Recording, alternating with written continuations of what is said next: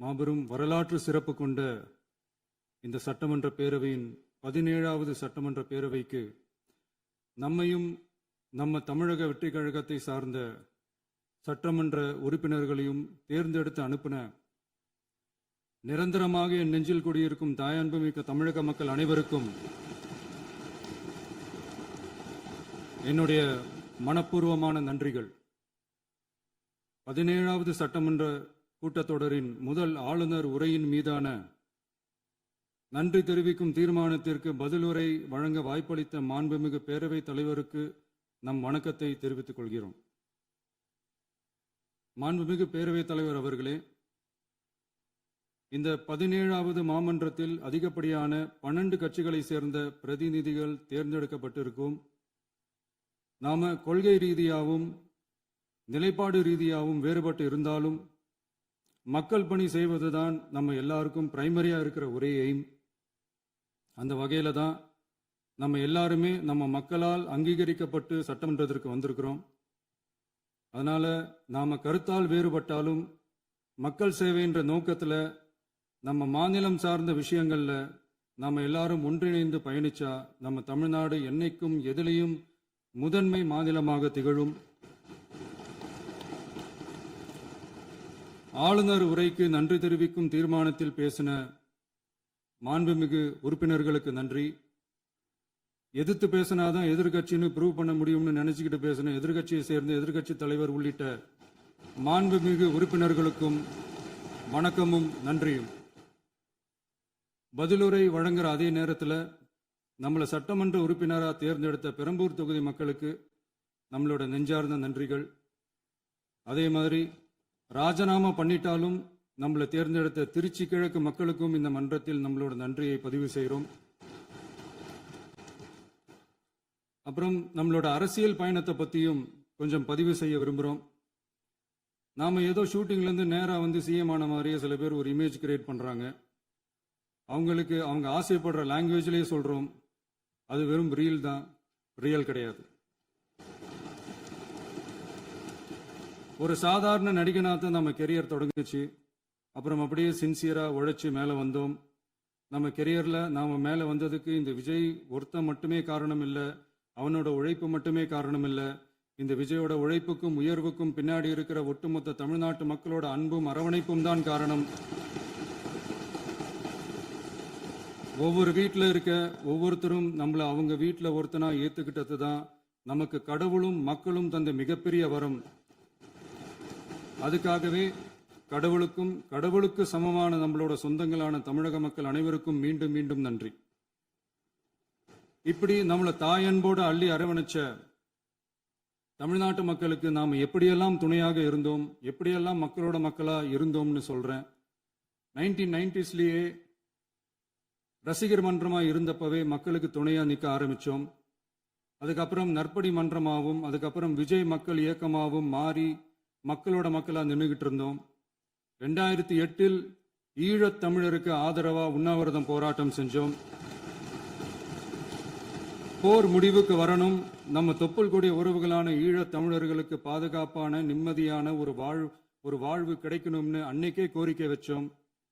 2009 ஆரம்பிச்ச விஜய் மக்கள் இயக்கம் வழியா நம்மளோட மக்கள் நல பணிகளை எக்ஸ்டெண்ட் அண்ட் எக்ஸ்பேண்ட் பண்ணிக்கிட்டே வந்தோம். கல்விக்கு துணையா இருந்தோம், சோசியல் சர்வீஸ் செஞ்சோம், வெள்ள நிவாரணத்தில் துணையா இருந்தோம், கொரோனா காலத்தில் மக்களுக்கு தோள் கொடுத்தோம். விலையில்லா விருந்தகம், குருதியகம், முட்டைப்பால் ரொட்டி திட்டம், விழியகம், பயிலகம், நூலகம், இப்படி பல வழியில மக்களுக்கு துணையா இருந்தோம். அப்புறம் நம்மளோட திரைப்படங்கள்ல நம்மளால முடிஞ்ச வரைக்கும் ஊழல் எதிர்ப்பை சொன்னோம், சமூக நீதியை சொன்னோம், கல்வியை பத்தி சொன்னோம், அரசியலை பத்தி சொன்னோம். அரசியலை பத்தி பேசுனதுனால நம்ம படங்கள் சந்திச்ச இதுவரைக்கும் சந்திக்கிற பிரச்சனையை பத்தி எல்லாருக்குமே தெரிஞ்சதுதான். இது மட்டும் இல்லாம 2011 நாகப்பட்டினத்துல மீனவர் பிரச்சனைகளுக்கு ஆதரவா ஒரு பெரிய பொதுக்கூட்டம் நடத்தினோம். மீனவர்கள் மீதான தாக்குதலை கண்டிச்சு பேசி அதுல நம்மளோட எதிர்ப்பை பதிவு செஞ்சோம். 2017 ஜல்லிக்கட்டு போராட்டத்தில் தமிழர் பண்பாட்டு உரிமைக்கான நம்மளோட ஆதரவை தெரிவித்தோம். 2018 ஸ்டெர்லைட் போராட்டம், துப்பாக்கி சூட்டில் பாதிக்கப்பட்ட நம்ம சொந்தங்களை நேரில் சந்திச்சு ஆறுதல் சொன்னோம். 2021 உள்ளாட்சி தேர்தல்ல விஜய் மக்கள் இயக்க வேட்பாளர்கள் போட்டியிட்டு ஜெயிச்சாங்க. கல்வி விருது விழா நடத்தி சிறந்த மதிப்பெண் பெற்ற மாணவ மாணவிகளுக்கு ஊக்கத்தொகையும் பரிசும் கொடுத்தோம். 2024 தமிழக வெற்றி கழகத்தை ஆரம்பிச்ச உடனேயே CAA-வை எதிர்த்து அறிக்கை விட்டோம். அரசியல் கட்சி ஆரம்பிச்சு விழுப்புரம் மாவட்டத்தில் விக்கிரவாண்டியில நம்மளோட முதல் மாநில மாநாட்டிய வெற்றி கொள்கை திருவிழாவை நடத்தினோம். தந்தை பெரியார், பெருந்தலைவர் காமராஜர், அண்ணல் அம்பேத்கர், வீரமங்கை வேலுநாச்சியார், மக்கள் சேவகர் அஞ்சலை அம்மாள்னு நம்மளோட 5 கொள்கை தலைவர்களை அறிவிச்சோம். இந்தியாவிலே 2 பெண் ஆளுமைகளை கொள்கை தலைவர்கள் அறிவிச்ச ஒரே கட்சி நம்ம டிவிக்கு மட்டும்தான் என்ற பெருமையோடு அறிவிச்சோம். பெரியார் சொன்ன மாதிரியே அவர் சொன்னதுல நமக்கு ஏற்புடையதை மட்டும் எடுத்துக்கிட்டோம். அவரோட கடவுள் மறுப்பு கொள்கையில நமக்கு உடன்பாடு இல்லைன்னு ஓப்பனா அறிவிச்சோம். நமக்கு கடவுள் நம்பிக்கை உண்டுன்னு அறிவிச்சோம். யாரோட நம்பிக்கைக்கும் நாம் எதிரானவங்க இல்லைன்னு தெளிவா அறிவிச்சோம். பெண் கல்வி, பெண்கள் முன்னேற்றம், சமூக சீர்திருத்தம், சமூக நீதி, இப்படி பெரியாரோட கருத்துக்களை நிறையவே ஏத்துக்கிட்டோம்னு அறிவிச்சோம். அண்ணல் அம்பேத்கரோட சம வாய்ப்பு, சமநீதி, சமத்துவத்தை ஃபாலோ பண்ணுவோம்னு அறிவிச்சோம். பெருந்தலைவர் காமராஜரோட மதச்சார்பின்மையை ஏத்துக்கிட்டதோட அவரோட நேர்மையான நிர்வாகத்தையே ஒரு கொள்கையா ஏத்துக்கிட்டோம்னு அறிவிச்சோம். வீரமங்கை வேலு நாச்சியாரோட மண் மீட்பையும் சமூக நல்லிணக்கத்தையும் பின்பற்றுவோம்னு அறிவிச்சோம். மக்கள் சேவகர் அஞ்சலை அம்மாளோட விடுதலை வேட்கையையும் மக்களோட வாழ்வாதாரத்துக்காக உறுதியாக நிற்கிறதையும் பின்பற்றுவோம்னு சொன்னோம். எல்லாருக்கும் எல்லாமும் கிடைக்கணும், எம் மதமும் நம் மதம்னு சொல்லி மதச்சார்பற்ற சமூக நீதி தான் நம்ம கொள்கைன்னு அறிவிச்சோம். நம்ம கொள்கை எதிரி யாரு, அரசியல் எதிரி யாருன்னு ஓப்பனா அறிவிச்சோம். எல்லாத்துக்கும் மேல பிறப்புக்கும் எல்லா உயிருக்கும்ன்றத நம்மளோட அடிப்படை அரசியல் கோட்பாட்டா அறிவிச்சுட்டு தான் அரசியலுக்கே வந்தோம். நம்ம மதுரை மாநாட்டில் நம்மளோட தேர்தல் அரசியல் மற்றும் ஆட்சி அதிகார அரசியல் வழிகாட்டியா அறிஞர் அண்ணாவையும் புரட்சி தலைவர் எம்ஜிஆரையும் ஏத்துக்கிட்டதா அறிவிச்சோம். அப்புறம் இன்னனையும் நாம இங்க பதிவு செஞ்சே ஆகணும். எல்லாரும் கட்சி ஆரம்பிச்சுட்டு தான் ஒவ்வொரு வீட்டுக்குள்ளேயும் போவாங்க. ஆனா நாம ஒவ்வொரு வீட்டுக்குள்ளேயும் போனதுக்கு அப்புறம் தான் கட்சியவே ஆரம்பிச்சிருக்கிறோம். ஒவ்வொரு வீட்டில் ஒவ்வொருத்தரும் நம்மள அவங்க பிள்ளையா, மகனா, அண்ணனா, தம்பியா ஏத்துக்கிட்டதும் இயல்பா நடந்துச்சு. தமிழ்நாட்டு மக்களோட மனசுக்குள்ள போறதுக்கு நாம பட்ட பாடு நமக்கு மட்டும்தான் தெரியும். இதெல்லாம் புரிஞ்சாலும் புரியாத மாதிரி இருக்கிறவங்க தான் நம்மள நடிகன் என்று சொல்லியும் நம்ம கட்சிய நடிகன் கட்சின்னு சொல்லியும் சில நக்கல், நையாண்டி இதெல்லாம் பேசுவாங்க. அதை பத்தி நமக்கு கவலை இல்லைன்னு. இப்படி நம்ம அரசியல் பயணம் ரொம்ப டிரான்ஸ்பரண்டா தான் ஆரம்பிச்சிருக்கு. இந்த 2026 தேர்தலில் கூட்டணியே இல்லாமல் தனியா நின்னோம். மக்கள் நம்மள தெளிவா புரிஞ்சுக்கிட்டதாலையும் நம்ம டிவிகே தோழர்களோட உழைப்பாலையும் நாம 35% வாக்குகளை வாங்கினோம். 1,72,00,000 வாக்குகளோட தமிழ்நாட்டிலேயே தனி பெரும் கட்சியா வந்தோம். தமிழக மக்களாலையும் நம்மளோட ஆதரவு இயக்கங்களாலையும் இதோ இன்னைக்கு இங்க நம்ம டிவிகே ஆளும் கட்சியா உட்கார்ந்துருக்கிறோம். இந்த ஆளும் கட்சியா ஆனதும் அவ்வளவு சாதாரணமாலாம் நடந்துடல. 2.25 வருஷத்துல ஆட்சிக்கு வந்துட்டீங்கன்னு ரொம்ப கிண்டலா கேலியா சிலர் பேசுறாங்க. எங்களோட இந்த 2.25 வருஷ டிராவல்ல எவ்வளவு வலியும் வேதனையும் இருக்குது. நம்மளோட மக்கள் சந்திப்புக்கே அவ்வளவு இடையூறு, அவ்வளவு தடைகள், ஊர் உலகத்துல யாருக்கும் இல்லாத ஒன்னா நமக்கு மட்டுமே தனியா ஸ்பெஷலா எக்ஸ்க்ளூசிவா நிறைய நிபந்தனைகள், நெருக்கடிகள், கட்டுப்பாடுகள், நம்மளை சந்திக்க வர்ற மக்களுக்கு சரியான பாதுகாப்பு இல்லாம, நம்ம கூட்ட நிகழ்ச்சிக்கு போதுமான பாதுகாப்பு இல்லாமன்னு இன்னும் வெளியே சொல்ல முடியாத நிறைய சூழ்ச்சிகள் எல்லாத்தையும் தாண்டி தான் நாம் இந்த இடத்துக்கு வந்திருக்கிறோம். But still miles to go. நம்ம டிராவல்ல எல்லாத்துக்கும் உச்சமா நம்மளோட சொந்தங்கள், நம்மளோட உறவுகள், 41 பேர் கரூர் சம்பவத்தில் இழந்த வேதனை எல்லாம் எப்படி சொல்றதுனே தெரியல. நம்ம மனசை விட்டு என்னைக்கும் அந்த வலியும் வேதனையும் நீங்கவே நீங்காது. அதுலயும் நம்ம மேலேயே பழி போட்ட கொடுமையெல்லாம் இருக்கும் பாருங்க, அதெல்லாம் வேற லெவலுங்க. என்னத்துக்கு அப்படியெல்லாம் செஞ்சாங்கன்னு தெரியல. அரசியல்னா இப்படியெல்லாம் கொடூரமா இருக்கணுமா என்ன? சரி விடுங்க. இந்த விஜய் இவனோட மக்களுக்காக எதையும் தாங்க தயாராகிட்டான். இவ்வளவு பெயின்ஃபுல்லான நம்ம பொலிட்டிக்கல் டிராவல்ல நம்மளோட மிகப்பெரிய ஆறுதலும் பலமும் என்ன தெரியுமா? என் நெஞ்சில் குடியிருக்கும் என்னோட தமிழ்நாட்டு மக்களும் என் உயிருக்கு உயிரான என்னோட தோழர்களும் தான் அவங்களோட பலத்தால தான். அன்னைக்கு 1967 முன்னாள் முதல்வர் மாண்புமிகு அறிஞர் அண்ணா அவர்கள் தலைமையில் அமைஞ்ச சாமானியர்களோட ஆட்சி மாதிரி 1977 முன்னாள் முதல்வர் மாண்புமிகு புரட்சி தலைவர் எம்ஜிஆர் அவர்கள் தலைமையில் அமைஞ்ச மிக சாமானியர்களோட ஆட்சி மாதிரி இதோ இன்னைக்கு அதே வரிசையில 2026 சட்டமன்ற தேர்தலில் இந்த விஜயோட தோழர்கள் இடம்பெற்ற ஒரு மிக மிக சாமானியர்களின் ஆட்சி அமைஞ்சிருக்கு. வாகை சூடும் வரலாறு திரும்பி இருக்கிறது. இப்படி ஒரு தீர்ப்பை மக்கள் அளிச்சதுனாலதான் தமிழக வரலாற்றில் ஒரு மகத்தான கூட்டணி ஆட்சியை நாம் அமைச்சிருக்கிறோம். இளைஞர்களால என்ன செய்ய முடியும், பெண்களால என்ன செய்ய முடியும்னு கேட்டவங்களுக்கான பதில் தான் இன்னைக்கு அமைஞ்சிருக்கிற நம்ம ஆட்சி. ஒரே ஒரு குடும்பம் மட்டும் முக்கியம்னு சொல்றது நம்மளோட ஆட்சி அதிகார அரசியல் இல்ல. தமிழ்நாட்டில் இருக்கிற ஒவ்வொரு குடும்பமும் முக்கியம்னு சொல்றது தான் நம்ம அரசியல். நம்மளோட ஆட்சி அதிகாரம் அதான் நம்மளோட மனசாட்சி உள்ள மக்களாட்சி. இந்த 2026 தேர்தலில் யாராலும் உடைக்கவே முடியாதுன்னு சொன்ன மதத்தை உடைச்சோம், சாதியை உடைச்சோம், முக்கியமா காசு கொடுத்து ஓட்டு வாங்குற ஒரு நச்சு கலாச்சாரத்தையே சுக்கு நூறா தூள் தூளா உடைச்சிருந்தோம். நாம கிளீன் கவர்னன்ஸ் அண்ட் குட் கவர்னன்ஸ்ல உறுதியா இருக்கிறோம். இப்ப மட்டும் இல்ல, எப்பவுமே இப்படிதான் இருப்போம். இதுல 100% இது உண்மைன்றதுனாலதான் பாரம்பரியமான தினத்தந்தி பத்திரிகை ஊழலின் ஊற்றுக்கண் அடைக்கப்படுகிறதுன்னு 16/6/2026 அன்னைக்கு ஒரு தலையங்கமே எழுதியிருக்கு. ஒரு தவறு செய்தால் அது தெரிந்து செய்தால் அவன் தேவன் என்றாலும் விடமாட்டேன் என்று எம்ஜிஆர் அன்று பாடினார். அதை இன்று விஜய் செயலில் காட்டுகிறார்னு அந்த எடிட்டோரியல்ல எழுதியிருக்கு. இந்த நேரத்தில் தினத்தந்திக்கு நம்மளோட நன்றியை தெரிவிச்சுக்கிறோம். அரசியலுக்கு வந்து 2 வருஷம் தான் ஆகுது. உங்களுக்கு என்ன தெரியும், உங்களால என்ன முடியும்னு கேலியா கேட்டவங்களுக்கு தினத்தந்தியோட பதிலை இப்போதைக்கு போதும்னு நினைக்கிறேன். என்னென்னமோ செய்வான்னு சொல்றானே இந்த விஜய், பல வருஷமா இருக்கிற ஒரு பதவி வெறி பிடிச்ச அரசியலை உடைச்சி எப்படி செய்வான்னு நம்ம மக்களை யோசிச்சிருவாங்க. இதோ இப்போ நம்ம மக்களுக்கு புரிஞ்சிருக்கும். இப்பவும் சொல்றோம், இது வெறும் ஆரம்பம் தாங்க. இந்த மாபெரும் சபையிலிருந்து கேட்கிற மக்களே, நமக்கு கொஞ்சம் அவகாசம் கொடுங்க. இதுக்கு முன்னாடி, அதாவது 2017 கடைசியில இருந்து 2026 ஏப்ரல் வரைக்கும் இருந்த புண்ணியவான்கள் ஆட்சியில ஒவ்வொரு டிபார்ட்மெண்ட்லயும் போட்ட ஏராளமான ஓட்டைகளை அடைச்சிக்கிட்டே படிப்படியா மக்களுக்கு நல்லதையும் செஞ்சுக்கிட்டே வருவோம். அதனாலதான் நமக்கு எதிரா யார் யாரோ சேரவே மாட்டாங்கன்னு நினைச்சவங்க எல்லாம் ஒன்னா சேர்றாங்க. நம்ம ஆட்சிக்கு டேட்டு குறிக்கிறாங்க.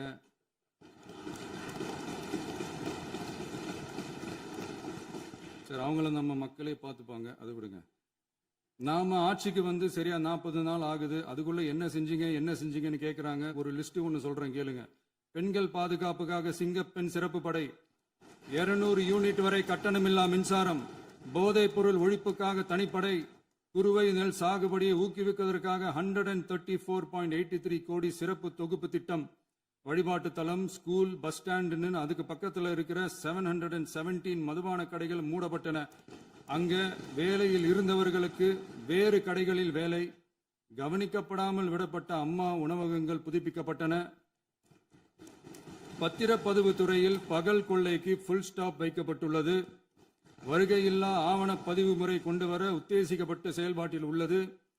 அரசு மற்றும் தனியார் மருத்துவமனையில் ஸ்கேன் மையங்களில் கருவுறுவதற்கு முன் மற்றும் பின் ஏற்படும் தவறுகளை கண்காணிக்கவும், மருத்துவ நிறுவனம் முறைப்படுத்தும் சட்ட விதிகள் பின்பற்றப்படுகிறதா என கண்காணிக்கவும், மருத்துவ மற்றும் ஊரக பணிகள் இயக்கத்தின் பயன்பாட்டிற்காக 40 புதிய வாகனங்கள் வழங்கப்பட்டுள்ளது. கூட்டுறவு வங்கியின் ஏழை எளிய மக்கள் வாங்கிய கடனுக்கு முதல் முத்தாய்ப்பாக ரூபாய் 2045 கோடி தள்ளுபடி வழங்கி ஆணையிடப்பட்டுள்ளது. ஒன்றிய அரசிடம் கேட்டுக்கொண்டதற்கிணங்க கடந்த 2 வருடமாக நிறுத்தி வைக்கப்பட்ட இருந்த ஜல் ஜீவன் மிஷன் திட்டம் புதுப்பிக்கப்பட்டு ஜல் ஜீவன் மிஷன் திட்டம் 2.0 நடைமுறைக்கு கொண்டு வரப்பட்டுள்ளது. 18,500 கோடி அளவில் உறுதியளிக்கப்பட்ட காஞ்சிபுரம் மாவட்டத்தில் மைய விரிவாக்க திட்டம், கோயம்புத்தூரில் மின்னணு பொருட்கள் மற்றும் மின்னணு அமைப்புகள் உற்பத்தி திட்டம் மற்றும் திருவள்ளூர் மாவட்டத்தில் காட்டுப்பள்ளி LNT கப்பல் கட்டும் தளம் விரிவாக்க திட்டத்திற்கு ஒப்பந்தங்கள் போடப்பட்டுள்ளன. அனைத்து நிர்வாக நடவடிக்கைகளும் மின்னணு முறையில் மாற்றம் கொண்டு வர நடவடிக்கை எடுக்கப்பட்டு வருகிறது. சட்டவிரோத கல்குவாரி மற்றும் அனுமதியின்றி கனிமங்களை எடுத்துச் செல்வது தடுக்கப்பட்டுள்ளது. பல்வேறு குவாரிகள் சீல் வைக்கப்பட்டுள்ளன. கனிமங்களை கண்காணிப்பது, எல்லைகளை நிர்ணயிப்பது மற்றும் ஆளில்லா விமானம் மூலம் அளவீடு செய்வது போன்றவற்றை செயல்படுத்துவதற்கான பணிகள் மேற்கொள்ளப்பட்டு வருகின்றன. அனைத்து துறைகளிலும் அலுவலர் தலையீடு இல்லாமல் லஞ்ச லாவண்யமற்ற தமிழகத்தை உருவாக்க அனைத்து நடவடிக்கைகளும் முடுக்கிவிடப்பட்டுள்ளது. இதெல்லாம் சாம்பிள் தான், இன்னும் இருக்கு. இந்த வெறும் 40 நாளுக்குள்ளேயே இவ்வளவு செஞ்சிருக்கோம்னா இனி வர்ற நாட்கள்ல கொஞ்சம் கொஞ்சமா படிப்படியா ஸ்டெடியா உழைச்சி லஞ்ச லாவண்யம் இல்லாத, ஊழல் இல்லாத, பெண்களுக்கு பாதுகாப்பான, சுதந்திரமான, டிரான்ஸ்பரண்டான தமிழ்நாட்டை நம்ம சொந்தங்களான தமிழக மக்களுக்கு தர்றது தான் நம்மளோட ஒன் அண்ட் ஒன்லி டார்கெட். கண்டிப்பா அதை நிறைவேற்றியே காட்டுவோம். 8 கோடி மக்கள் நம்மளோட இருக்கிறப்போ ஏங்க இதை செய்ய முடியாது? மாண்புமிகு பேரவைத் தலைவர் அவர்களே, தமிழ்நாட்டின் கருவூலம் எப்படி திசை மாறி உருமாறி தேய்ந்து ஓய்ந்து கிடைக்கிறதுன்னு சொன்னாங்க. திசை மாறி உருமாறி தேய்ந்து ஓய்ந்துன்னு வசனம் மாதிரி ரைமிங்கா இல்லாம வளமான இலக்கியமா இதே சபையில பேசினவங்களோட திறமையான ஆட்சியில நடந்த நிதி மேலாண்மையை பத்தி வெள்ளை அறிக்கையா வெளியிட்டோம். வெள்ளை அறிக்கை வந்ததிலிருந்தே கண்ணை கட்டுதுங்க. அந்த காலத்துலதான் பிள்ளையோ பிள்ளை, தொல்லையோ தொல்லைன்னு சொன்னாங்க. அதே மாதிரி தாங்க அவங்க ஆட்சியாலையும் அவங்களாலையும் இன்னைக்கு தமிழ்நாட்டுக்கே தொல்லையோ தொல்லை. இப்படி ஒரு நிலைமையை உண்டாக்கி வச்சுட்டு இவங்க சொல்றாங்க நமக்கு ஆட்சி செய்ய தெரியாதுன்னு. நம்ம அமைச்சர்களுக்கும் நம்ம சட்டமன்ற உறுப்பினர்களுக்கும் ஒன்னும் தெரியாதுன்னு. ஆமாங்க, எங்களுக்கு தெரியாதுதான். எங்க சட்டமன்ற உறுப்பினர்களுக்கும் அமைச்சர்களுக்கும் மக்கள் பணி செய்ய தெரிஞ்ச அளவுக்கு மக்கள் பணத்தை சுருட்ட தெரியாதுதான்.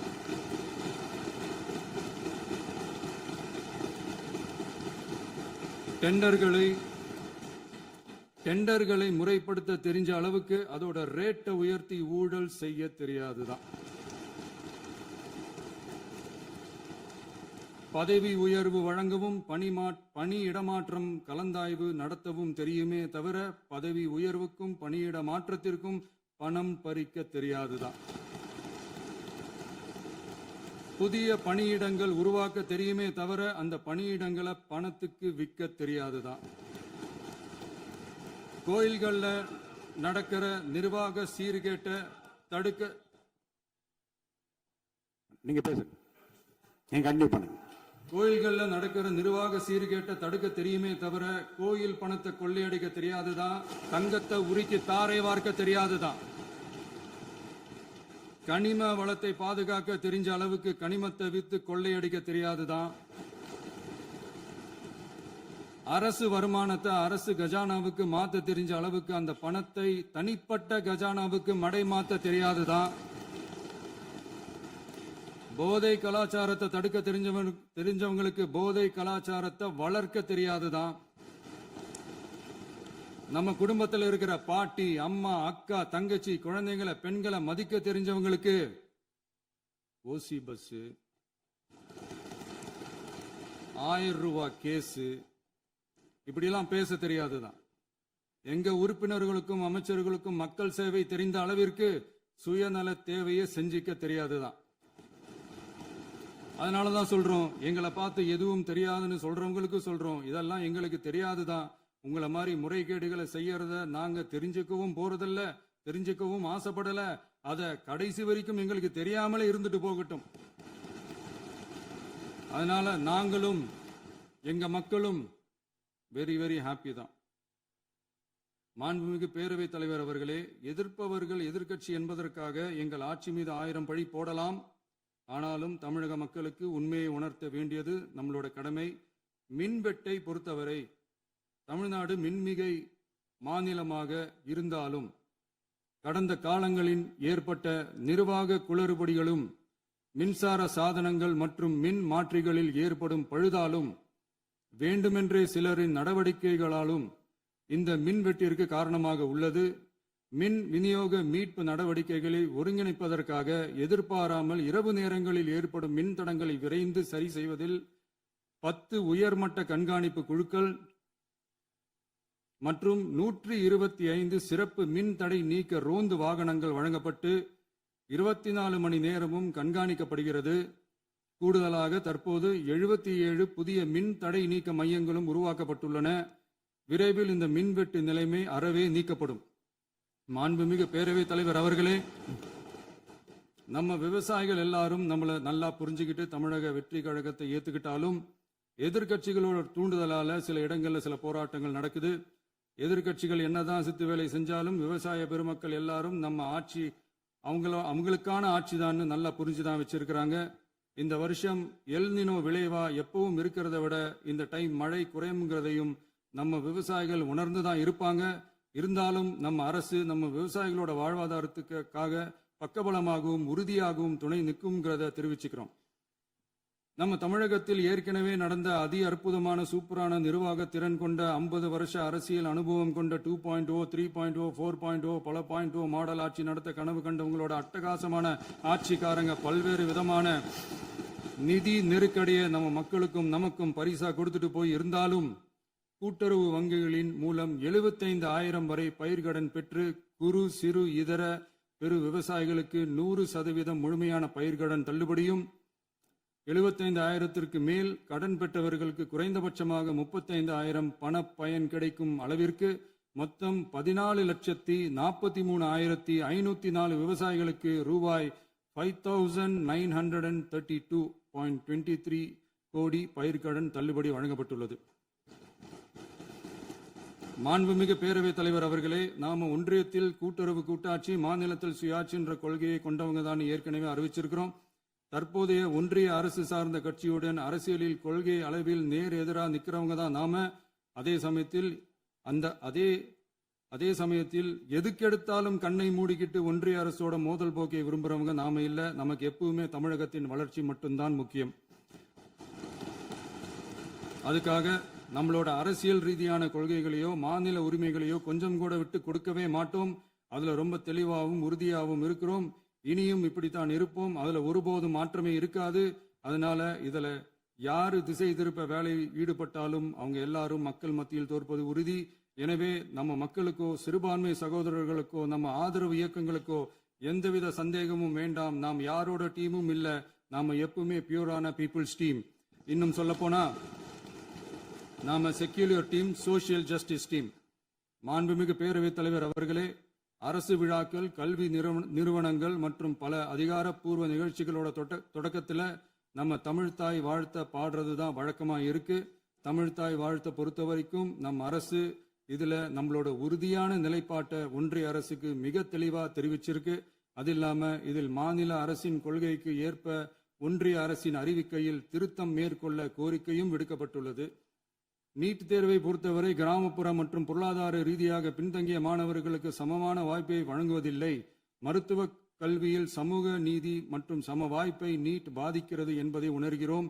எனவே மருத்துவ படிப்புகளுக்கான சேர்க்கையை 12ஆம் வகுப்பு மதிப்பெண்களின் அடிப்படையில் நடத்த வேண்டும் என்று நமது அரசு வலியுறுத்தி வருகிறது. மத்திய அரசிடம் நீட்டிலிருந்து தமிழ்நாட்டிற்கு விலக்கு வழங்க வேண்டும் என்று கோரிக்கை விடுத்துள்ளது.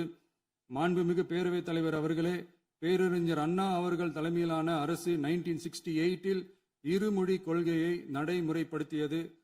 தமிழ் ஆட்சி மொழி, தமிழ் மொழியை பாதுகாப்பது, மாணவர்களுக்கு ஆங்கிலத்தின் மூலம் உலக அளவிலான வாய்ப்புகளை வழங்குவது, எந்த ஒரு மொழியையும் கட்டாயமாக திணிப்பதை தவிர்ப்பது மற்றும் எதிர்ப்பது, நிலத்தின் மொழி மற்றும் பண்பாட்டு அடையாளத்தை பேணுவது என்பதை நம் தமிழக வெற்றிக் கழக ஆட்சி ஏற்றுக்கொண்டுள்ளது. எனவே தமிழ்நாட்டில் தமிழ் ஆட்சி மொழி மற்றும் இருமொழி கொள்கை என்பதில் நமக்கு மாற்று கருத்தே இல்லை.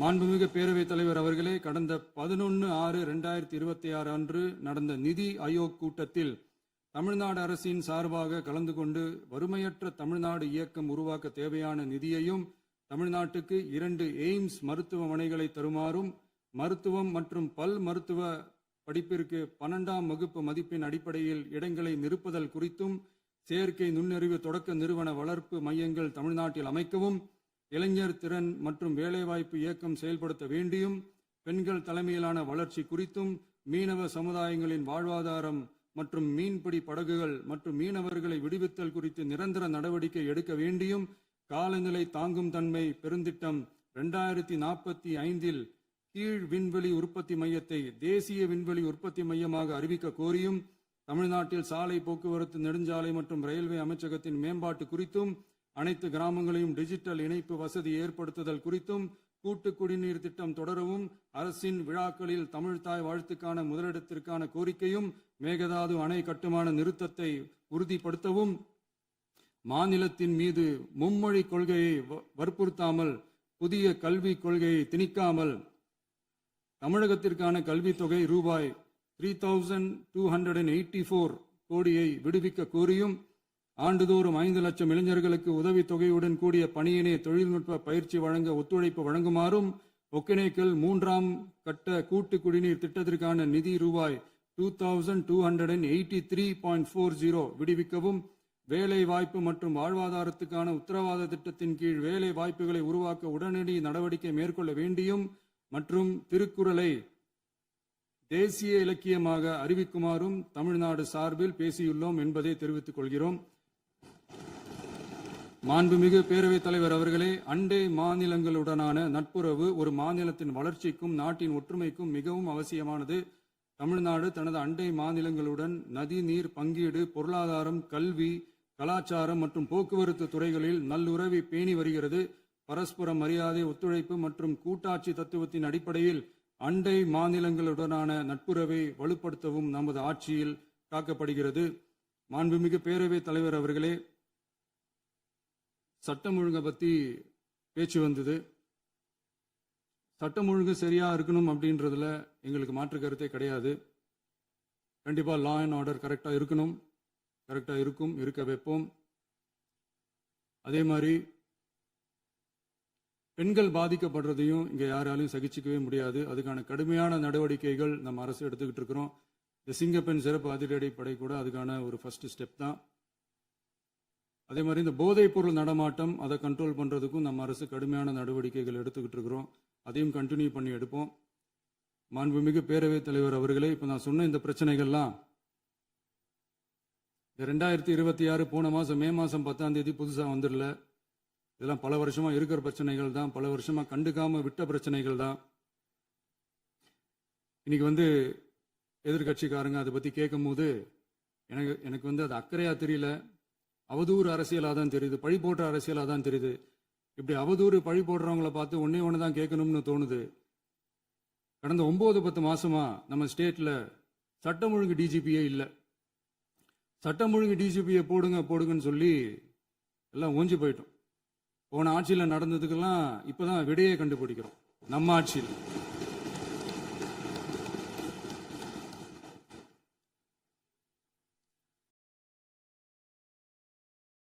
இந்த போதைப் பொருள் நடமாட்டம் எல்லாம் தாறுமாற அப்படியே பரவி கொட்டி கிடக்குது.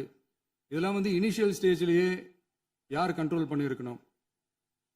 போலீஸ் டிபார்ட்மெண்ட் அப்போ யார் கையில இருந்தது? இத்தனை கேள்வி நம்மளை பார்த்து கேட்கறாங்களே, ஒரே ஒரு கேள்வி தான் நான் கேட்கணும்னு தோணுது.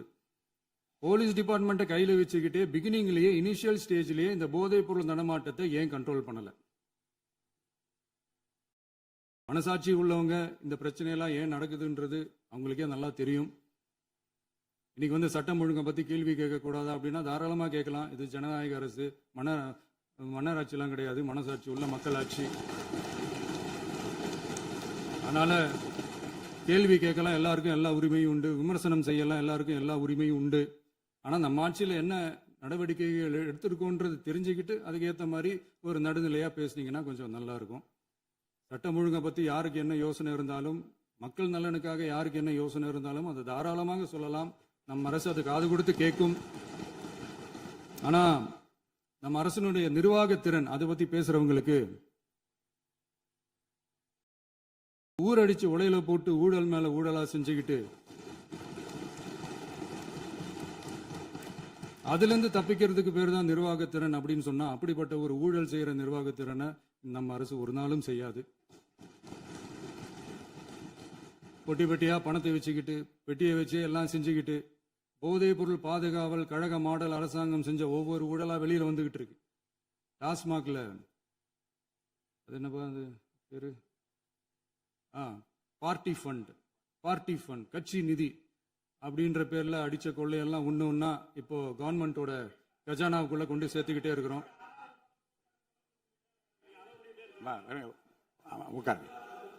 மாண்புமிகு முதல்வர்கள் பதிலுரைக்கு பிறகு முதல்வர் பதிலுரைக்கு பிறகு நேரம் தரேன். அப்ப பேசட்டும், அவங்க பேசட்டும். அவங்கள பேச அனுமதி. உட்காருங்க, உட்காருங்க.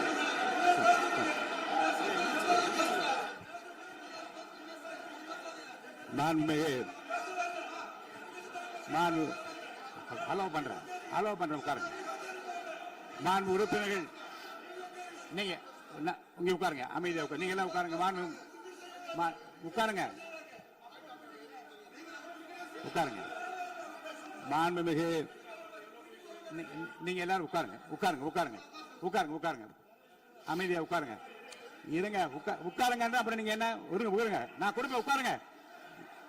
நான் பாயிண்ட் ஆஃப் வார கொடுங்க, நான் கொடுக்குறேன். உட்காருங்க, உட்காருங்க, உட்காருங்க, உட்காருங்க, உட்காருங்க, உட்காருங்க, உட்காருங்க, உட்காருங்க, உட்காருங்க, உட்காருங்க, உட்காருங்க. மாண்புமிகு முதல்வர் அவர்கள் போர்வையாக நிதானமாக சொல்லிக்கொண்டே இருக்கிறார். நீங்க குறிப்பெடுத்து வைத்துக் கொள்ளுங்கள். பேசி முடித்தவுடன் நான் உங்களுக்கு அவகாசம் தருகிறேன். நீங்க ஒண்ணு சொல்லுங்க, என்ன என்று நீங்க சொல்லுங்க. உங்க சொல்லுகிற வாய்ப்பை நான் உங்களுக்கு தருகிறேன். இப்போது மாண்புமிகு முதலமைச்சர் உங்கள் உரையை தொடரலாம்.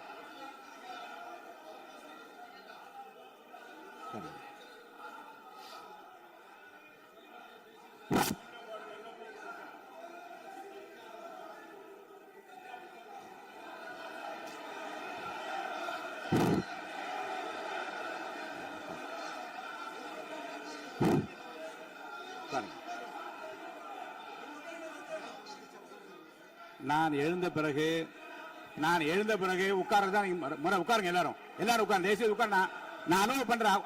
உட்காருங்க, அமைதியா உட்காருங்க. நான் அலோவ் பண்றேன். அமைதியா உட்காருங்க, உட்காருங்க. அங்க இருந்து குரல் கொடுக்காதீங்க. உட்காருங்க.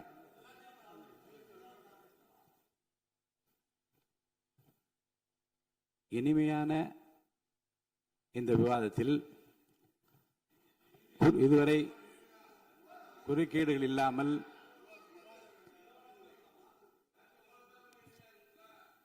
கொஞ்சம் அமைதியா இருங்க.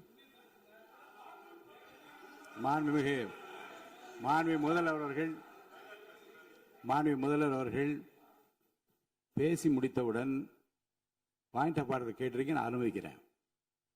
எதிர்க்கட்சி தலைவருக்கு மட்டும் நான் அனுமதி தருகிறேன். அவர் எழுந்து பேசலாம். மாண்பு முதலமைச்சர் நீங்க கண்டினியூ பண்ணி முடிக்கலாம். நீ எல்லாரும் எழுந்துச்சீங்கன்னா சரி வராது. உட்காருங்க. நான் சொல்லியிருக்கேன். உட்காருங்க, உட்காருங்க, உட்காருங்க.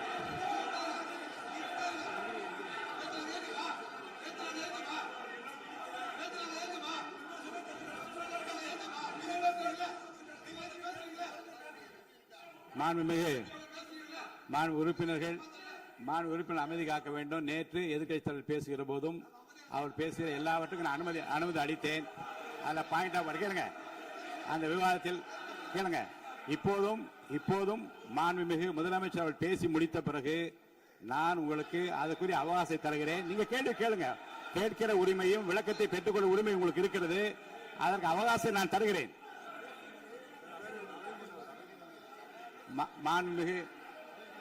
மாண்புமிகு உறுப்பினர் அமருங்க. நான் என் தீர்ப்பை சொல்லுகிறேன். மாண்புமிகு முதலமைச்சர் அவர்கள் பேசி முடித்தவுடன் எதிர்க்கட்சி தலைவருக்கு அந்த வாய்ப்பை நான் தருகிறேன். நிச்சயமா அந்த கேள்வி கேட்கலாம். உட்காருங்க எல்லாரும். பேரவை முன்னவர் பேசுங்க. மாண்பு பேரவைத் தலைவர் அவர்களே, இன்று இவர்கள் முயற்சி செய்வது அவர் ஆளுங்கட்சியாக இருக்கின்ற போது இருங்க, நான் சொல்லிடுறேன் பிளீஸ். ஒரே நிமிஷம் நான் சொல்லிடுறேன் பிளீஸ். ஆளும் கட்சியாக இருக்கின்ற போது நீங்கள் சொன்ன ஒரே வார்த்தை, நாங்கள் பேசி முடித்ததற்கு பிறகு குறிப்பிடுத்துவிட்டு நீங்கள் எந்த கேள்வி வேண்டுமானாலும் கேட்கலாம் என்று ஒரு முறையை நீங்கள் பின்பற்றினீர்கள். அதே முறையை இப்போது பின்பற்ற வேண்டும் என்று கேட்டுக்கொள்கிறேன். பள்ளிக்கல்வித்துறை அமைச்சர். மாண்புமிகு பேரவைத் தலைவர் அவர்களே, நேற்றைய தினம் கூட எதிர்க்கட்சி தலைவர் சொன்னதை முழுமையாக கேட்டு இறுதியில் ஒரு வாய்ப்பு தந்தீங்க. அதுவும் இல்லாம இந்த நேரத்தில் நேரலையில் நீங்களும் பாக்குறீங்க. அங்கிருந்து உரிமையில் விழித்து இந்த பக்கம் இருக்க உறுப்பினர்களை பார்த்து அப்படின்னு உரிமையில் விழிப்பதை உங்கள் மூலமாக கண்டிக்கிறேன். அந்த வார்த்தையை அவை குறிப்பிலிருந்து நீக்கணும். கண்ணியம் காத்து முதல்வர் முழுமையாக பேசுவதை காத்து கண்ணியம் காத்து இந்த சபைக்கு ஒரு மரபு இருக்கிறது. அதை மூத்த உறுப்பினர்கள் பின்பற்றபடி உங்கள் மூலமாக கேட்டுக்கொள்கிறேன். மாண்புமிகு முதலமைச்சர் அவர்கள் உரையை தொடரலாம். நான் தரேன். நான் உறுதியாக மாண்புமிகு முதலமைச்சர் அவர்கள் பேசி முடித்தவுடன் எதிர்க்கட்சி தலைவருக்கு அந்த வாய்ப்பு தரப்படும் என்பதை உறுதியாக சொல்லிவிட்டேன். இடையிலே குறுக்கீடு செய்யாமல் அந்த பேச்சு முழுமையாக பேசி முடிக்க நீங்கள் அனுமதி வழங்க வேண்டும் என்று கேட்டுக்கொள்கிறேன். அமைதியா உட்காருங்க. அவங்க பேசி முடிக்கட்டும், நீங்க கேளுங்க. நான் என்ன சொல்றேன், கேட்கிற உரிமையும் விளக்கத்தை கேட்டு பெற உரிமை உங்களுக்கு இருக்கிறது. ஆனா இடையிலே குறுக்கீடு செய்யாமல் அதை முடிக்கும்படி நான் கேட்டுக்கொள்கிறேன். மாண்புமிகு முதலமைச்சர் அவர்கள் தொடர்ந்து நீங்க பேசலாம்.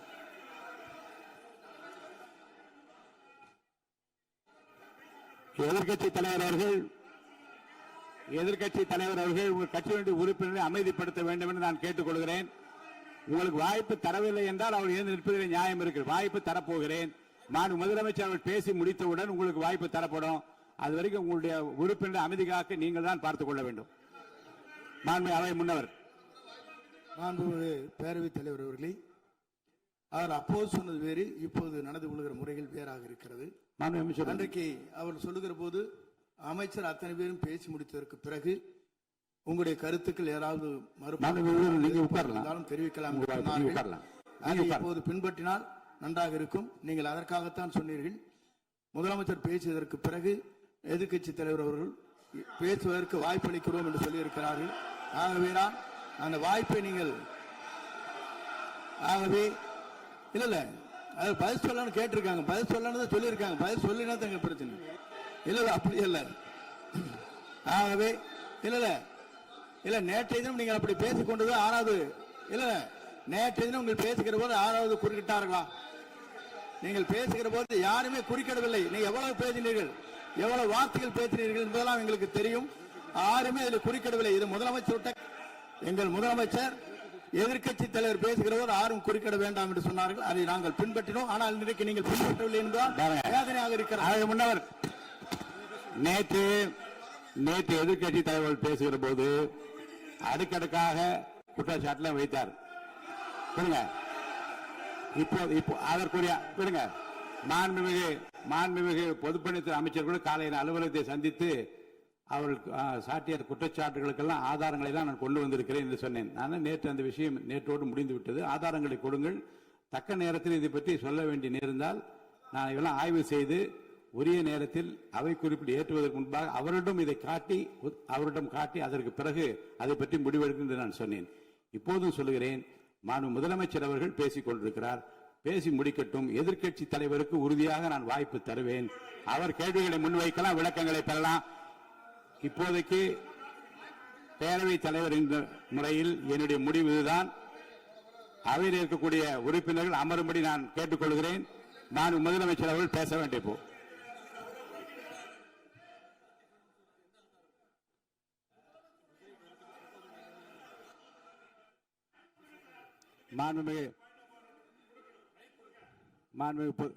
இருங்க. முன்னவர் பேரவைத் தலைவர் அவர்களே, நேற்றைய தினம் நீங்கள் முழுமையாக பேசினீர்கள். உங்கள் பேச்சுக்கள் எப்படி இருந்தது என்பதும் நாடறியும். இருந்தாலும் கூட நாங்கள் அமைதியாக இருந்தோம். இல்ல நீங்க இருங்க. ஒவ்வொரு வார்த்தைக்கு இருங்க. நீங்க மின்வெட்டையில நீங்க சொன்னீங்க. உங்களுடைய முன்னாள் அமைச்சர் ஆற்காடு வீராசாமி இருக்கிற போது மின்வெட்டால் தான் நாங்கள் ஆட்சியே மாறியது என்றெல்லாம் சொன்ன கதையெல்லாம் இருக்கு. அதெல்லாம் சொன்னோம்னாங்க. நாங்களே அமைதியா இருந்தா அதுக்காக நீங்க தயவு செய்து எதிர்க்கட்சி தலைவருக்கு வாய்ப்பளிக்கிறார்கள். அந்த வாய்ப்பை நீங்கள் அவர் முதலமைச்சர் பேசுவதற்கு பிறகு பேசினால் அழகாக இருக்கும். அவை முன்னர் பள்ளி கல்வித்துறை அமைச்சர். மாண்புமிகு பேரவைத் தலைவர் அவர்களே, அவர் ஒரே ஒரு வார்த்தையை தான் சொன்னார். பார்ட்டி ஃபண்ட் என்ற வார்த்தையை கேட்டு எதிர்க்கட்சி நண்பர்கள் கோபப்படுகிறார்கள். ஆனால் அதன் மீது உங்களுக்கு பாயிண்ட் ஆஃப் ஆர்டர் தருவதாகவும் நீங்கள் சட்டப்பேரவைத் தலைவர் சொல்கிறீர்கள். நேற்றைய தினம் இதே போல வெற்றி தலைவர் அவர்களினுடைய வழிகாட்டில் வளர்ந்த நாங்கள் சகிப்புத்தன்மையோடு அவர்கள் பல வார்த்தைகள் சொன்னார்கள். புதிதாக சோஃபா மாடல் என்றார்கள், குதிரை பேரம் என்றார்கள், எத்தனையோ வார்த்தைகள் சொன்ன போது சகிப்புத்தன்மையோடு அதை கேட்டு பொறுமையாக இருந்தோம். குதிரை பேரம் எல்லாம் அவைக்குள் நீக்கப்பட்டு விட்டது. சரி, சோஃபா மாடல் என்று ஒன்று சொன்னார்கள். ஆதாரம் கேட்டு இப்படி எழுந்து நாங்கள் கொந்தளிக்காமல் ஒரு சட்டமன்றத்தில் ஒரு உறுப்பினர் எப்படி நடந்து கொள்ள வேண்டும் என்பதற்கு எடுத்துக்காட்டாக தமிழக வெற்றி கழகத்தின் உறுப்பினர்கள் நடந்து கொண்டார்கள். இப்போது மதிப்பிற்குரிய எதிர்க்கட்சி தலைவர் அவர்களை உங்கள் ஊடாக நான் கேட்பது என்னவென்றால், அவர்களினுடைய கட்சி உறுப்பினர்களை அவர் அமைதிப்படுத்தி முதல்வர் அவர்கள் உரையை முழுமையாக கேட்டு சகிப்புத்தன்மைக்கு சட்டமன்றத்தில் இந்த பக்கம் மட்டுமல்ல அந்த பக்கமும் எடுத்துக்காட்டாக இருப்பதற்கு அவர் வழிவகை செய்ய வேண்டும் என்று உங்கள் மூலமாக கேட்டுக்கொள்கிறேன். மாண்புமிகு பொதுப்பணித்துறை அமைச்சர்.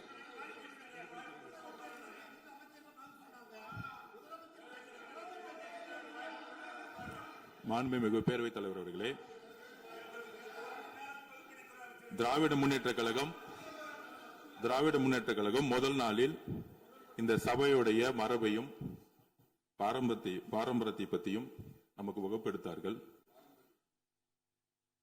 அந்த மரபுப்படி எங்களுடைய தலைவருடைய வழியில் இந்த சட்டசபையுடைய நிகழ்வுகளில் நாங்கள் கலந்து கொண்டிருக்கிறோம். நேற்று எதிர்க்கட்சி தலைவர் பேசும் பொழுது எவ்வளவோ வார்த்தைகள் உண்மைக்கு புறம்பாக சட்டத்திற்கு எதிராக ஒரே நிமிஷம் பேசுறேன். சட்டத்திற்காக பேசும் பொழுது நாங்கள் அமைதியாக இருந்தோம். ஒரு 2-3 முறை தான் அவரு பேசும்போது மினிஸ்டர்கள் இருந்துச்சு நின்னாங்க. ஆனா இன்னைக்கு மாண்புமிகு முதலமைச்சருடைய முதல் உரை கடந்த 4 நாட்களாக திராவிட முன்னேற்ற கழகம் முதலமைச்சர் ஏன் பேசலன்னு சொல்லிட்டே இருந்தாங்க. இன்னைக்கு பேச ஆரம்பிச்ச உடனே அவர் சொன்ன வார்த்தை பார்ட்டி ஃபண்ட் சொன்னார். எந்த பார்ட்டின்னு சொல்ல. ஆனா அந்த வார்த்தைகள் சொல்லி முடிஞ்ச உடனே எதற்காக முதலமைச்சருடைய பேச்ச இவங்க குறுக்கிறாங்கன்னு தெரியல. நீங்கள் சொன்னதுபடி முதலமைச்சர் பேச வேண்டும். பேசிய பின்பு கருத்துகளுக்கு பதிலளிக்க அவர்கள் பதிலளிக்க நாங்களும் பதிலளிக்க தயாராக இருக்கிறது பதிவு பண்றோம். மாண்பு முதலமைச்சர் அவர்கள்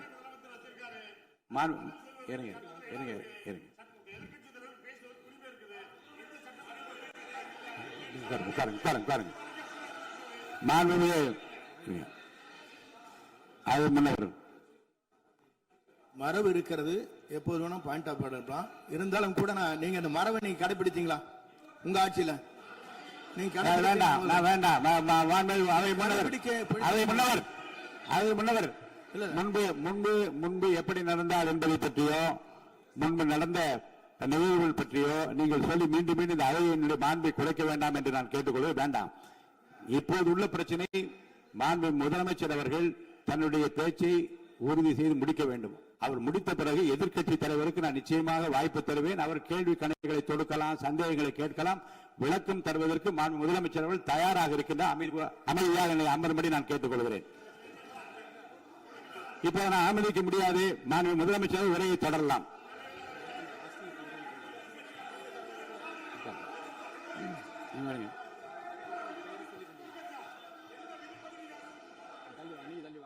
மாண்புமிகு உறுப்பினர் ஆஸ்டின் உங்க இடத்துல போய் உட்காருங்க. மாண்புமிகு உறுப்பினர் ஆஸ்டின், நீங்க ஒரு மூத்த உறுப்பினர், சபை விதிகளை நன்கு தெரிந்த ஒரு உறுப்பினர், நீங்க போய் இடத்துல உட்காருங்க. முதல்ல மாண்புமிகு முதலமைச்சர் அவர்கள் உரையை தொடரலாம். இப்போது எந்த விதமான பாயிண்ட் ஆஃப் ஆர்டர்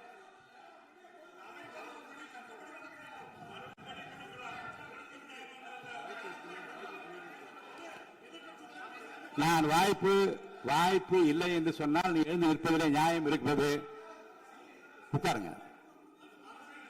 வாய்ப்பு உறுதியாக எதிர்க்கட்சி தலைவருக்கு பாயிண்ட் ஆஃப் ஆர்டர் மட்டுமல்ல, உட்கார்ந்து அவர் பேசிய பேச்சுக்கள் என்னென்ன இருங்க, என்ன உங்களுக்கு சந்தேகம் இருக்கிறதோ, வினாக்கள் இருக்கிறதோ அதை நீங்க கேட்கலாம். அவர் பதில் சொல்வதற்கு தயாராக இருக்கிறார். பேசி முடிக்கின்ற வரை அமைதி காக்கும்படி உங்களை நான் கேட்டுக்கொள்கிறேன். மாண்புமிகு எதிர்க்கட்சி தலைவர் முழு ஒத்துழைப்பை நீங்கள் தர வேண்டும் என்று நான் எதிர்பார்க்கிறேன்.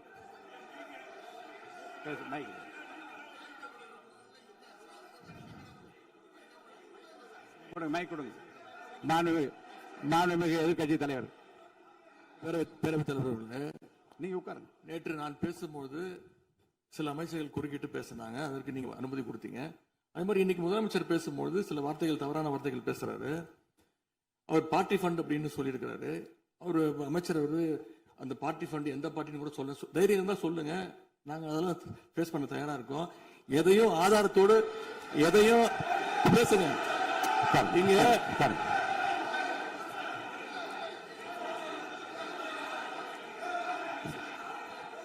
அது மாதிரி பேரவைத் தலைவர் அவர்களே, நேற்று நான் பேசி முடிஞ்சோடனே நீங்க வந்து அவை முடிஞ்சிருச்சுன்னு சொல்லிட்டீங்க.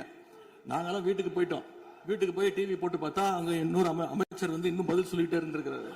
அதுக்கெல்லாம் நாங்க இப்ப என்ன பதில் இது, என்ன மரபு இது? நீங்க இப்ப பேசிக்கிட்டே இருப்பீங்களா? நாங்க அதை பார்த்துக்கிட்டே இருக்கணுமா? அதே மாதிரி இன்னைக்கு முதலமைச்சர் அவர்கள் பேசும்போது நாங்களும் அமைதியா கேட்டுட்டு தான் இருந்தோம். ஆனா சில கருத்துக்கள் அவர் பேசும்போது அதை நாங்க அனுமதிக்க முடியாது. ஆதாரத்தோடு ஏதாவது பேசணும்னா, குற்றச்சாட்டுகள் சொல்லும் போது ஆதாரத்தோடு சொன்னீங்கன்னா அதை நாங்க வந்து ப்ரூவ் பண்றதுக்கு தயாராக இருக்கு. மாண்புமிகு உறுப்பினர் அவர்கள் இருங்க. நேற்று மாண்புமிகு எதிர்க்கட்சி தலைவர்கள் பேசியதும் மாண்புமிகு பொதுப்பணித்தலைவர்கள் பேசியதும் ஆதாரம் இல்லாமல் பேசக்கூடாது என்று நான் சொன்னேன். ஆய்வு செய்து நீக்கப்பட வேண்டியது நீக்கும் என்று சொன்னேன். இப்போது மாண்புமிகு முதல்வர் அவர்கள் பேசி முடிக்கட்டும். நீங்கள் கூறிய கருத்துப்படி அதில் ஆதாரங்கள் இல்லாத குறிப்பாக இருந்தால் அதை நீக்குவதற்குரிய உரிமை எனக்கு இருக்கிறது. ஆய்வு செய்து நான் நடவடிக்கை எடுப்பேன். இப்போது மாண்புமிகு முதலமைச்சர் அவர்கள் பேசலாம். இந்த டாஸ்மாக் மாதிரியே பல டிபார்ட்மெண்ட்லயும் மறுபடியும் சொல்றேன், கட்சி நிதின்ற பேர்ல அடிச்ச கொள்ளைய ஒண்ணு ஒண்ணா கவர்மெண்டோட கஜானாக்குள்ளேயே கொண்டு சேர்த்துக்கிட்டே இருக்கிறாங்க. இப்பவும் சொல்றேன், மக்கள் பணத்துல இருந்து ஒரு பைசா கூட தொடமாட்டோம், தொடவும் விடமாட்டோம், தொட்டா விடமாட்டோம். இதுக்கு முன்னாடி தொட்டவங்களையும் விடமாட்டோம்.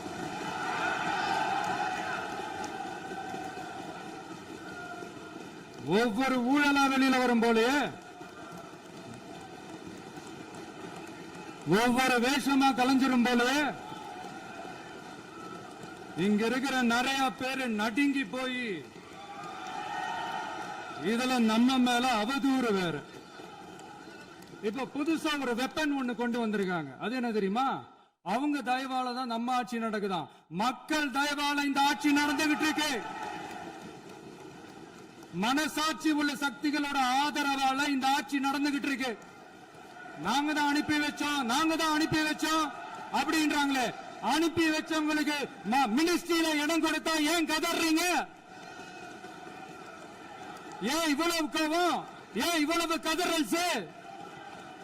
இதுல இன்னொரு முக்கியமான விஷயம், மார்க்சிஸ்ட் கம்யூனிஸ்ட் கட்சி நமக்கு ஆதரவு கொடுத்தது சுயேட்சையா எடுத்த முடிவுன்னு சொல்றாங்க.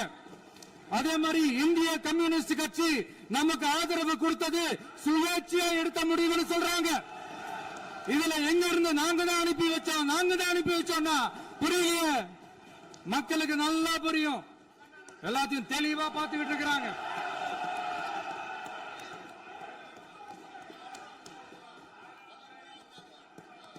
முதலமைச்சர் கண்டினியூ பண்ணலாம். மாண்பு முதலமைச்சர்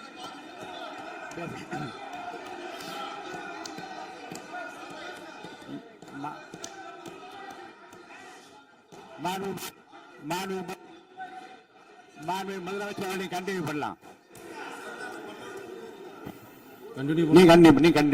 நீங்க கண்டினியூ பண்ணலாம்.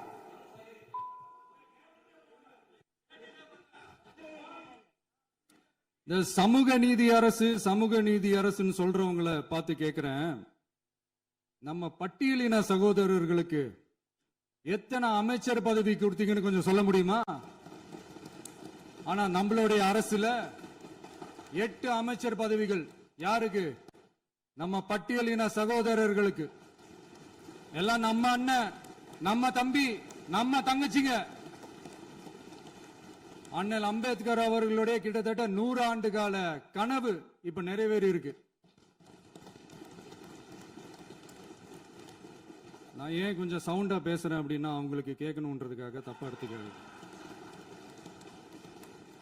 அதே மாதிரி பெண்களோட பாதுகாவலர் நாங்க தான் அப்படின்னு சொல்லிக்கிறவங்களை கேட்கிறேன், எத்தனை பெண்களுக்கு அமைச்சர் பதவியில இடம் கொடுத்தீங்க கொஞ்சம் சொல்ல முடியுமா? எங்க அரசுல 4 சகோதரிகளுக்கு அமைச்சர் பதவி கொடுத்திருக்கிறோம்.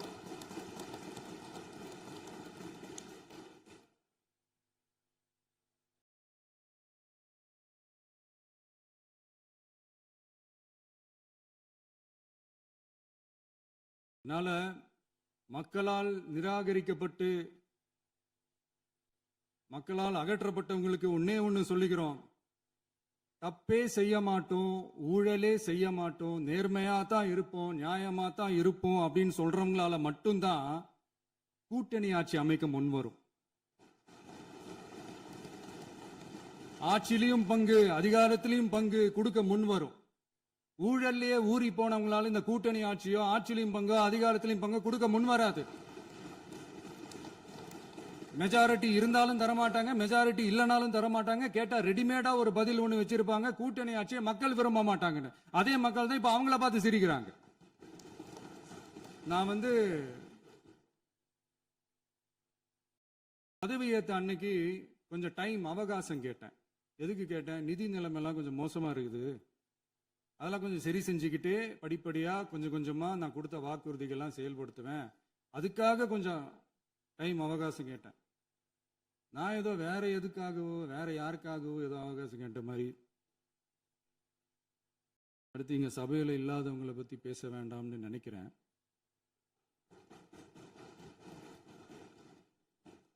இங்க நம்மளை பத்தி அவதூறு பரப்புறதோட மட்டும் இல்லாம இப்ப நம்ம மக்கள் மேலேயும் அவதூறு பரப்ப ஆரம்பிச்சிட்டாங்க. மக்கள் நமக்கு ஓட்டு போட்டது தப்பான், குடும்பம் குடும்பமா நமக்கு ஆதரிச்சது தப்பான். இது இப்ப இல்ல, நான் சொல்றது எம்ஜிஆர் அவர்கள் காலத்திலிருந்தே. அப்பவே அவர் ஜெயிச்சப்போ அதே மக்களை தப்பு தப்பா பேசுறது. மக்கள் என்ன பண்ணிட்டாங்க, எம்ஜிஆர் என்ன பண்ணிட்டாரு, எம்ஜிஆர் என்ன இது பண்ணிட்டாரு. 50 வருஷமா ஒரே டெக்னிக்கா.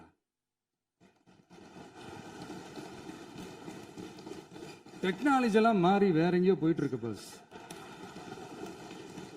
இதுல கொஞ்சம் டெக்னிக்காச்சும் கொஞ்சம் மாத்தினா கொஞ்சம் நல்லா இருக்கும்.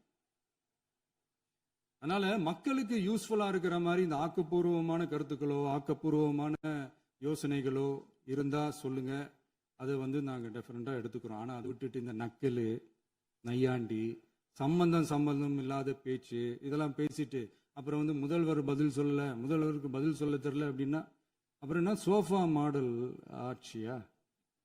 அது என்னன்னு புரியறதுக்கு எனக்கு ரொம்ப நாள் ஆச்சு.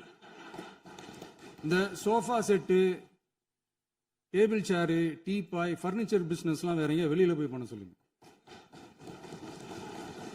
அப்படி அந்த பிசினஸ் தான் பண்ணணும்னா நிறைய பிசினஸ் பண்ற மாதிரி வெளியில போய் பண்ண சொல்லுங்க, இங்க சட்டசபைக்குள்ள வேணாம். அதனால ஆக்கப்பூர்வமான கருத்துக்கள் இருந்தா சொல்லுங்க, டெஃபினட்டா அது சரியா இருந்தா நாங்க ஏத்துக்கிறோம். எனக்கு ஒரு குட்டி கதை ஒண்ணு ஞாபகம் வருது, சொல்லாமா? ஒரு ஊர்ல ஒரு பெரியவர் வெயில் ரொம்ப ஜாஸ்தியா இருக்குன்னு சொல்லிட்டு கண்ணுக்கு மேல கை வச்சுக்கிட்டு இப்படி சுத்தி முத்தி தேடிக்கிட்டு இருந்தாராம். அப்ப கூட இருந்த ஒரு சின்ன பையன் என்ன தேடுறீங்க அப்படின்னு கேட்டானா. அதுக்கு அந்த பெரியவர் சொன்னாரா, அது ஒண்ணு இல்ல தம்பி, உங்க அப்பா இங்கதான் இருப்பாருன்னு சொன்னாங்க, அதான் தேடிக்கிட்டு இருக்கேன். எங்க உங்க அப்பாவையா காணோம்?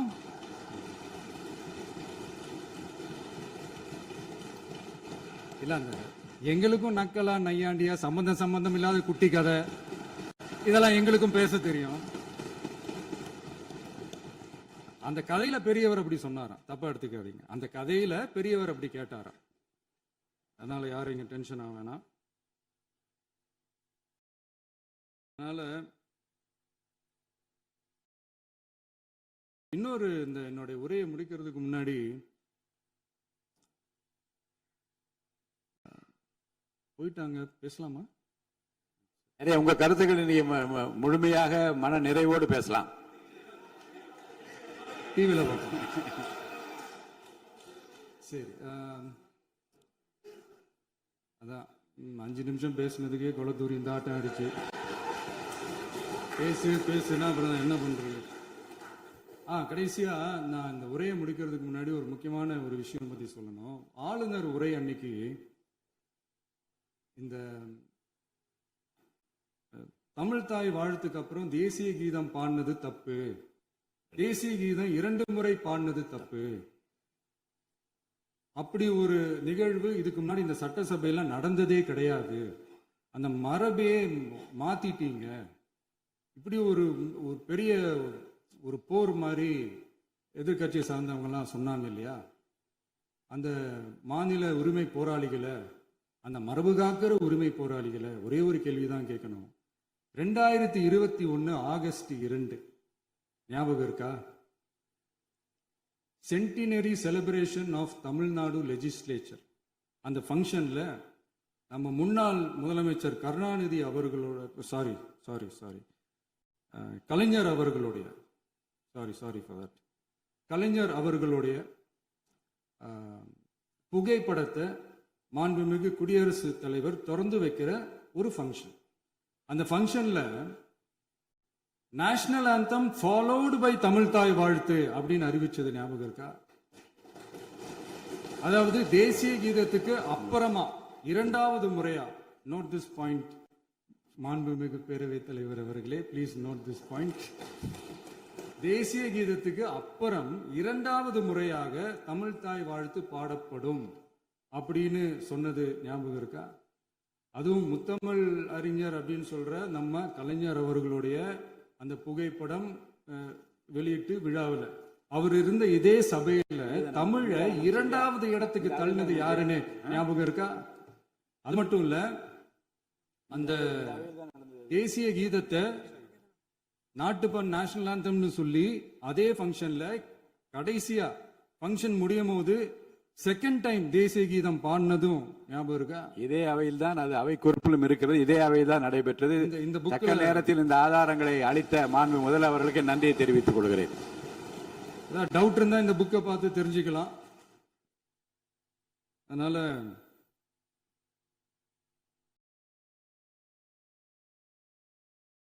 எல்லாம் கேட்டா என்ன சொல்லுவாங்கன்னா, அது ஜனாதிபதி கலந்துகிட்ட ஃபங்க்ஷன், அதெல்லாம் அப்படிதான், அதெல்லாம் கண்டுக்க கூடாது அப்படின்னு சொல்லுவாங்க. இதே மாதிரிதான் பேசுறது ஒண்ணு, செய்யறது ஒண்ணு, பேசுறது ஒண்ணு. இதெல்லாம் மக்கள் பார்த்துக்கிட்டு இருக்காங்க. எலெக்ஷனுக்கு முன்னாடி தான் அப்படி செஞ்சுக்கிட்டு இருந்தாங்க. இப்போ எலெக்ஷனுக்கு அப்புறம் அதே தான் செய்யறாங்க. இந்த விஜயையும் சாமானியர்களின் உண்மையான சமூக நீதி அரசையும் அவமானப்படுத்துறதுக்கு தான் அவங்களோட அந்த பொலிட்டிக்கல் சீனியாரிட்டி அது பயன்படுத்துது போல. சரி, செய்யட்டும், நல்லா செய்யட்டும்.